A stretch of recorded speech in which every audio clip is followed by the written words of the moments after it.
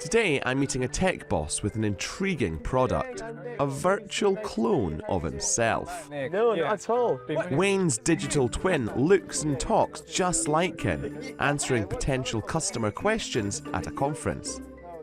Hello, Wayne. How are you? Hey there, I'm doing great. What's your favourite food?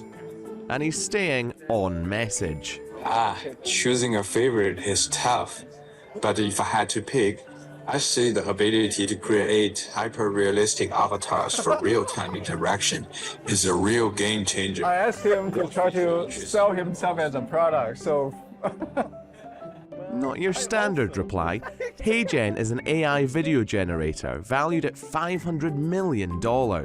It creates AI-powered versions of you to act on your behalf online. I can basically make a digital clone of myself and have him to do whatever I maybe don't have time, but I know just how it should be done. I just give him the knowledge and the goal and just go do it. It's like telling an intern what to do. He actually looks like he's delivering it quite convincingly, like a human would. Yeah. How have you done that? So it's basically based on like a real recording of myself, and we feed it to HeyGen AI to train an avatar that can talk in real time, like this. So he knows what I look like, how I talk, when I move, what kind of facial expression, and also my sound. Clones, digital twins, and AI agents are all products from the surge of startups promising to alleviate boring workloads and make you money whilst you sleep. 10 people could be talking to you at once, or 50 people, or however many people. You can have these independent conversations. And so a question around that might be like, okay, but how do we know what it's talking about? How do we feel confident and safe about the types of conversations it's having?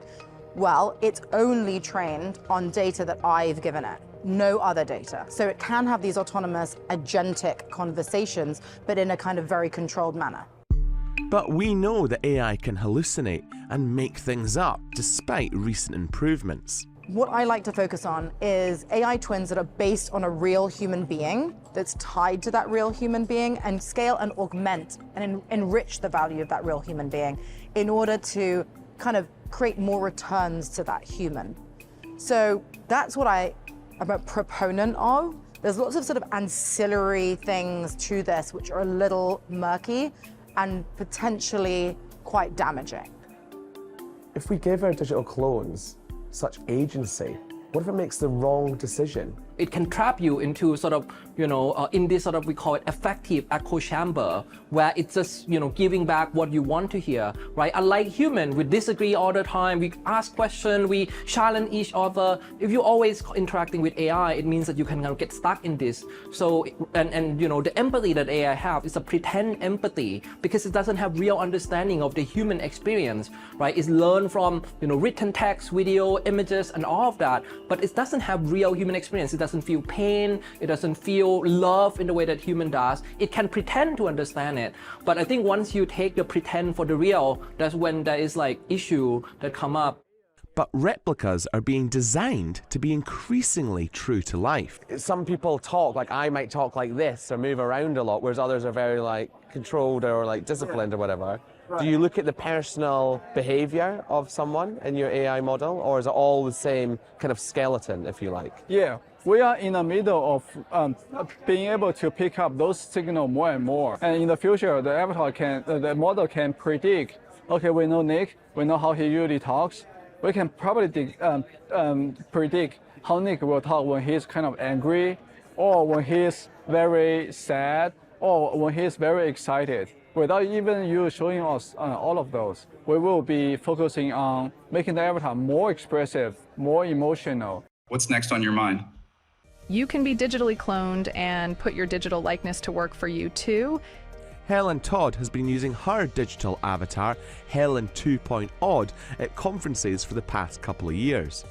I love getting people's reactions. It's either like, oh my God, or like, I want one, or somewhere in the middle. But if I needed to add like communication layer, or if I'm just not comfortable being on camera, like I can clone myself, or if I'm brilliant, but I'm a nervous wreck speaking, I can clone myself and have my clone be a layer between me and the real person.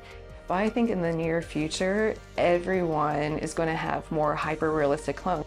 There's a lot of people here trying to sell digital clones as a product or a service. What would you say to the consumer here?